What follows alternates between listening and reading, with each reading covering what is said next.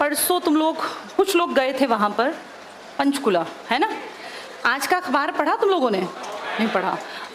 परसों जब पंचकुला में ये सरकार को भी विरोध प्रदर्शन करके जता रहे थे कि भाई हम चाहते हैं सब स्टूडेंट्स और टीचर्स की सीईटी सबको मौका मिल जाए, क्योंकि क्या पता अगली नौकरियां कब आएंगी, 32,000 नौकरी क्या पता अगले 3 साल तक ना आ पाए। तो इसके चक्कर में आपको पता है फिर वहाँ गिरफ्तारी कर ली गई, सब कुछ हुआ। उस दिन सीएम पंचकुला नहीं थे, ये भी सबको पता होगा, सिरसा गए हुए थे। और आज के अखबारों में जनसंवाद रैली थी उनकी, जो ये मन की बात से प्रभावित है। जनसंवाद इसका मतलब क्या हुआ? जिसमें जनता अपनी बात कह सके। संवाद मतलब बातचीत, जिसमें दो तरफ का कम्युनिकेशन होता है, एक एक्टिव लिसनर्स होते हैं और एक पैसिव। एक बार सीएम बोलता है, वहां से कोई क्वेश्चन पूछेगा, सीएम आंसर करेगा। वैसे तो 99% चीजें प्री प्लान्ड होती हैं, सबको पता है, लेकिन थोड़ी सी फॉर्मेलिटी कर रहे हैं क्योंकि गाँव में रखते हैं ना छोटे मोटे इस तरह से, तो वहाँ बहुत ज्यादा बंदिश नहीं हो सकती, वहाँ लोग खुले में आ जाते हैं। और ठीक है, भीड़ बढ़ानी होती है। जनता से संवाद करना बहुत अच्छी बात है और हम जानते हैं कोई नई चीज नहीं है, पहले भी लोग ऐसा करते थे।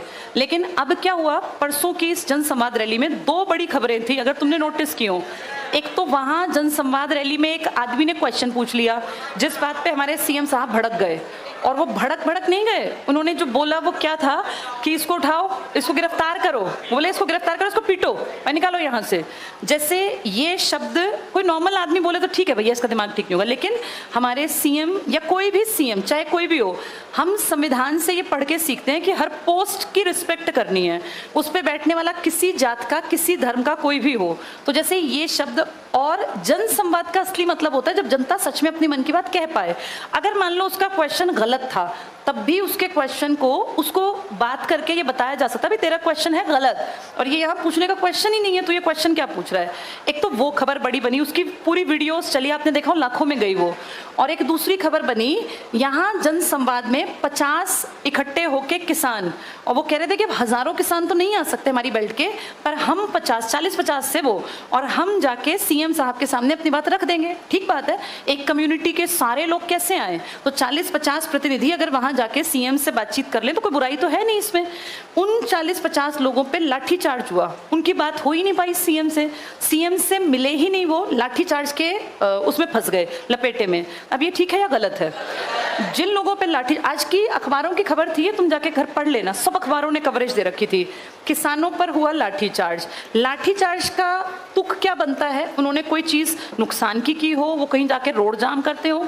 ये तो मिलने जा रहे थे हमारे सीएम साहब से, और इसीलिए जा रहे थे क्योंकि वहां पे क्या नाम रखा गया था, जनसंवाद रैली। भाई अगर आ रहे हैं तो हम भी जनता का पार्ट है, हम भी अपनी बात कह आए।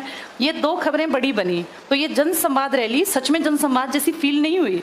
और फिर जो लोग गए थे पंचकुला, उन्हें पता है उस दिन जब परिमल सर भी थे तो क्या बात थी कि भाई हम एक सिंगल ह्यूमन चेन चलेगी, कोई हम रोड ब्लॉक नहीं करेंगे, कुछ गड़बड़ नहीं करेंगे। तो भी उन्होंने कहा नहीं, इसके ऑर्डर नहीं है। जैसे किसी चीज का कोई लिखित प्रमाण अगर कहें तो किसी के पास कुछ है ही नहीं कि भाई क्यों नहीं चलने दोगे। आर्टिकल 19 में लिखा है हर इंसान को भारत में अभिव्यक्ति की आजादी है। हम सरकार से रुष्ट हैं, हमें सरकार का काम पसंद नहीं आ रहा, तो हम कैसे अभिव्यक्त करें? या तो हम प्रेस का सहारा लें। अब प्रेस में ये बात लिखवाने का लगता है बहुत मोटा पैसा, और क्यों लिखेगी प्रेस लिखेगी भी नहीं, टीवी आपकी बात नहीं चलाएंगे। तो 2 तरीके होते हैं, या तो पीसफुल प्रोटेस्ट कर ले, या तो फिर आपकी कोई पीछे बैक बहुत हो। अब स्टूडेंट्स की कोई बैक नहीं होती इस तरह की जो आपकी बात को रखे। इसका बड़ा कारण है जितने आपके एमएलएज हैं, इनमें मेरे ख्याल तो कोई भी इस तरह का है नहीं जिसको स्टूडेंट से कोई लगाव जुड़ाव हो। जब हमारे ये डिप्टी सीएम जब ये आए थे, जेजेपी जब पार्टी बनी थी, तो वो पुरानी वीडियोस तुम यूट्यूब पे देखना, तब क्या क्या वायदे थे कि एचटेट आगे से बंद हो जाएगा, जितने लोग हैं इनको लगाया जाएगा, इस तरह के वादे थे बहुत सारे। जवानों को नौकरियां दी जाएंगी, बहुत सारे। और हमें लगा था इनमें से अगर ये 1% भी बात पे खरी उतर गए तो प्रदेश का उद्धार होगा। अब इस सरकार को चलते हुए 4 साल तो हो ही गए, अब अक्टूबर में बनी थी ना, अक्टूबर में इलेक्शन थे, 4 साल हो जाएंगे, मई तो गया आधा। तो आप ये लगा लो कि अब 1-1.25 साल में इलेक्शन होंगे, उस 1-1.25 साल में ये पिछली बातों को देखें तो उसमें तो 1% पे भी खरे नहीं उतरे। उस हिसाब से देखा जाए तो ये, जैसे परसों मुझे ऐसा फील हुआ कि टीचर्स क्या कर सकते हैं, बस दिमाग को एक डायरेक्शन दे सकते हैं, लेकिन पावर नहीं है ना स्टूडेंट्स के हाथ में ना टीचर्स के हाथ में। हम हद से हद क्या कर सकते हैं, विरोध प्रदर्शन कर देंगे, कहीं पे हम यात्राएं निकाल लेंगे, हम तपती दोपहरी में कहीं जाके नारे लगा लेंगे। लेकिन इन चीज़ों के बाद अगर देखें तो असली पावर तो उनके पास है जो इलेक्ट होके भेजे हुए हैं। वो तो भरी सभा में से किसी को खड़ा करते हैं और चलता कर देते हैं, और चलता था कहाँ, जाके उसको पीटा होगा, बाहर आराम से थोड़ी ना उसको ले गए। और वो आदमी कोई 30-35 साल का जवान आदमी नहीं था, वो आदमी कम से कम 65 से 70 साल की उसकी उम्र थी, उसका सारा सर सफ़ेद था, सारे बाल सफ़ेद थे, वो एज्ड आदमी था जो भरी सभा के बीच में से उठाया गया था। वो गलत हो सकता है, मैं उसकी पक्षधर नहीं हूँ कि वो आदमी ठीक था, ना मुझे पता कि वो आदमी कहाँ से बिलोंग करता है, क्या पता वो राजनीति का हो। लेकिन मेरा ये कहना है कि जब आप लोकतंत्र की बात करते हैं तो हर आदमी को बोलने का हक होना चाहिए। वो गलत भी बोल रहा है तो उसकी गलती उसको फील कराई जानी चाहिए, बजाय इसके कि उसको भरी सभा में से ये कहा जाए कि इसको अरेस्ट करो, इसको पीटो। ये तो कोई तुक ही नहीं हुआ, पीटो तो एक तरह का गुंडा राज टाइप हो गया ना भाई, ऐसे कैसे पीटो, उसने क्या कह दिया, क्वेश्चन ही तो पूछा होगा। दूसरी चीज, जैसे किसानों पे लाठीचार्ज हुआ, ये बिल्कुल गलत है, हर आदमी को हक मिलना चाहिए। मेरी कम्युनिटी परेशान है, अब जैसे हम एक कम्युनिटी हैं, हमारी कम्युनिटी है भाई स्टूडेंट्स और टीचर्स की, अगर हम परेशान हैं किसी चीज से, ये हमें भी दिख रहा है। सरकार 2014 में आई, 2019 तक सरकार ने नौकरियां दी थी, तुम सबके जानकार लगे, ग्रुप डी में बड़ी भर्ती हुई थी और क्लर्क बहुत बड़ी संख्या में लगे, पुलिस में भी बहुत भर्ती हुई थी, हम इस बात को नकार ही नहीं रहे, सरकार ने काम किया था 5 साल। लेकिन अगर अब हम देखें 2019 अभी तो गया था, पेंडेमिक में साल कैसे बीते पता ही नहीं चला, अब 2023 भी आधा चला गया, जून आ जाएगा। अब इस बीच में बड़ी भर्ती के नाम पे क्या कहेगी सरकार, कौन सी भर्ती करवाई सरकार ने, कोई क्लर्क भर्ती हुए हो, कोई इसमें ग्रुप डी की भर्ती करवाई हो, कोई बहुत बड़े लेवल पे भर्ती करवाई नहीं। वो पुलिस वाले जिनका फाइनल लिस्ट में नंबर था वो आधे ज्वाइन करा दिया, आधे तो आज भी घर ही बैठे हैं वो इस आस में कि भाई हम कब लगेंगे। तो इन 5 सालों का जवाब कोई तो देगा कि इन 5 सालों में जो बात कही गई थी कि CET साल भर में 1 या 2 बार की बात कर रहे थे पहले, और इसके बेसिस पे नौकरी, अब जाके 3 साल में एक CET हुआ है, उस पर इतने केस और इतना लफड़े कर दिए हैं कि मुझे लगता नहीं है CET आगे तक इस तरह से चलने देंगे, क्योंकि CET एक ऐसी चीज है जिसका कोई एक्सप्लेनेशन देने वाला ही नहीं है। कितनी बार स्टूडेंट्स जाते हैं अपने क्वेश्चन उठाते हैं, देखा नहीं वो एक लड़के की वीडियो वायरल थी पीछे, तो क्या कहा CM साहब का जो रवैया था, वो कैसा रवैया, उसको भी उठा के ले गए थे बाहर पुलिस वाले। जैसे जन संवाद रैली में हर जगह जाके क्वेश्चन पूछना चाहिए कि जहां जन संवाद रैली हो तुरंत वहां पहुंच जाए 20-30 लोग, हमें पहले ही पता है वो कुछ नहीं आंसर करेंगे, लेकिन कम से कम क्वेश्चन तो रखें। अब जागरूकता आना बहुत जरूरी है। 24 के इलेक्शन में हम इस चीज पे ना इनकी बातों में आए कि धर्म के मुद्दे पे फिर से भड़का दें, कहीं कहीं पे फिर से रायट्स हो जाएं, कभी हमारे ये हरियाणा के इसकी तरफ, ये कौन सा है अपना जिला, मेवात, इसकी तरफ देखा ना भाई, ये गायों को ले जाते हुए ट्रक पकड़े और ये सब, इन बातों को इतना तूल दे देते हैं। ठीक है, गलत है, पकड़ी जानी चाहिए, गौ संरक्षण अधिनियम है हरियाणा में, नो डाउट गलत है, लेकिन इन बातों को सुपीरियर बना देंगे। और एजुकेशन का कोई मुद्दा हो, कहीं पे कोई इस तरह, अब जैसे रिजल्ट आया 10वीं का 12वीं का, इस रिजल्ट में जो सरकार ने स्कूल बंद किए थे उनका असर क्या रहा, इसके ऊपर कोई एनालाइज करने वाला थोड़ी ना है आपके यहाँ पे, जो हो गया ठीक है। अब जैसे इस स्कीम में चिराग योजना में कितने सारे स्कूल मर्ज जो किए, उनका हुआ क्या, वहां के टीचर्स को कहां खपाया, कोई बातचीत थोड़ी ना है। जैसे जिन चीजों पे डिस्कशंस होनी चाहिए उन पे है ही नहीं। तो ये चीज अब मुझे फील हुई परसों कि राजनीति जो है ना, वो मुट्ठी भर लोगों ने अपना एक वो बना लिया।